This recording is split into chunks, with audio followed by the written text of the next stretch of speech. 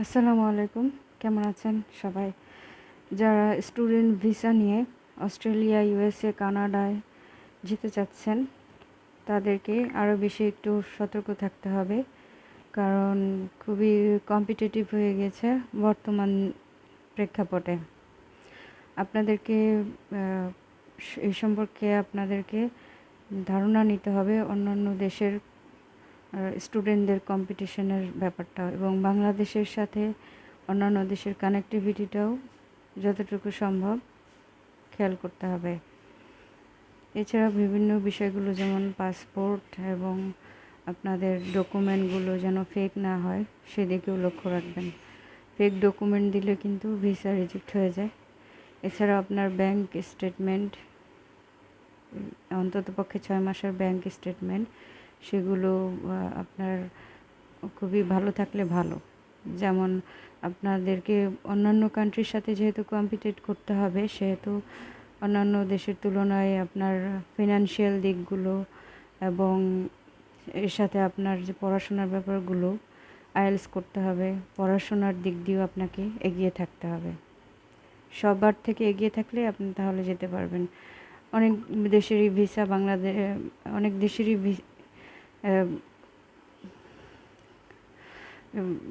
বাংলাদেশ থেকে অনেক দেশেই ভিসা করতে পারবেন আপনারা।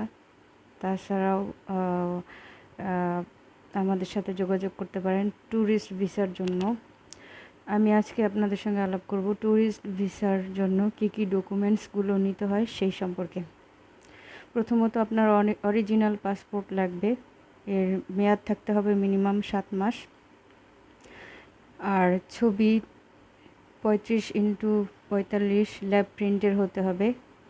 2 কপি সদ্য তোলা ছবি থাকতে হবে।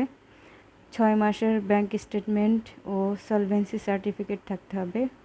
ট্রেড লাইসেন্সের ফটোকপি সহ ইংরেজি ও নোটারাইজের অরিজিনাল কপি থাকতে হবে।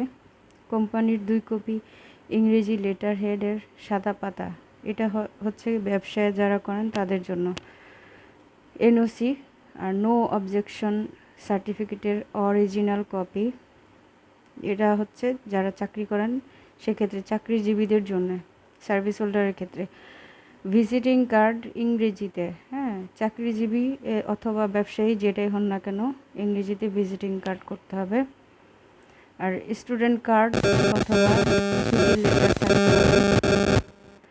আর সরকারি চাকরিজীবীদের ক্ষেত্রে জিও কপি, ইংরেজি অনুবাদ ও নোটারাইজ অরিজিনাল কপিটাই নিতে হবে। এবং সদ্য বিবাহিতদের নিকাহনামা কপি ইংরেজিতে অনুবাদ অথবা নোটারাইজ এবং অরিজিনাল কপি থাকতে হবে। এগুলো সব নিয়ে আমাদের অফিসে এসে যোগাযোগ করলে আমরা ভিজিট ভিসার যাবতীয় বিষয় নিয়ে আপনাদেরকে ধারণা দেব এবং সেই অনুযায়ী আপনারা আশা করি যেতে পারবেন। যদিও এখন একটু টাফ, তবুও আপনাদের সব কিছু আনুষঙ্গিক বিষয়গুলো যদি ভালো থাকে, দু একটা দেশ ভিজিট করা থাকে, তাহলে খুব সহজেই ভিজিট ভিসা পেয়ে যাবেন। এবং সব ক্ষেত্রে কিন্তু ওরা যে দিকগুলো লক্ষ্য করে যে আপনি বাংলাদেশে আবার ব্যাক করবেন কিনা, অর্থাৎ বাংলাদেশে আপনার বাবা মা স্ত্রী সবাই জীবিত আছে কিনা, অথবা আপনার বাংলাদেশে অ্যাসেট কত পরিমাণ, খুব বেশি অ্যাসেট থাকলে অবশ্যই আপনি বাংলাদেশে ব্যাক করবেন। ব্যবসা বাণিজ্য থাকলে আপনি বাংলাদেশে ব্যাক করবেন। সেই ক্ষেত্রে দেখা যায় যে আপনাকে ইজিলি ভিজিট ভিসা দিয়ে দেবে, না হলে একটু ডিফিকাল্ট হয়ে যায়। আর যেহেতু স্টুডেন্টদের ব্যাপারটা আমরা বেশি টেক কেয়ার করে থাকি, এবং অন্যান্য ওয়ার্ক ভিসা সহ অন্যান্য যাবতীয় বিষয় নিয়ে আমাদের অফিসে এসে সরাসরি যোগাযোগ করতে পারেন মিরপুর 1-এ। আর স্টুডেন্টদের জন্য একটু সব দিক থেকে যদি আপনি নাম্বার 1 প্লেসে থাকেন, তাহলে আপনার অস্ট্রেলিয়া, কানাডা, ইউএসএ যাওয়া সহজ হবে, ইউরোপিয়ান কান্ট্রিতে যাওয়া সহজ হবে তুলনামূলক। এছাড়া অন্যান্যদের ক্ষেত্রে একটু কঠিন হয়ে যাবে। আর মালয়েশিয়াতে আগেও যেমন সহজ ছিল, এখনও সহজ। ওয়ার্ক ভিসা, বিভিন্ন যে কোনো ভিসা, সৌদি আরবের যে কোনো ভিসা সম্পর্কে আরও বিস্তারিত জানতে আমাদের সঙ্গে যোগাযোগ করুন সরাসরি আমাদের অফিসে অথবা হোয়াটসঅ্যাপে। আজকে এ পর্যন্তই। ভালো থাকবেন। আল্লাহ হাফিজ। আসসালামু আলাইকুম।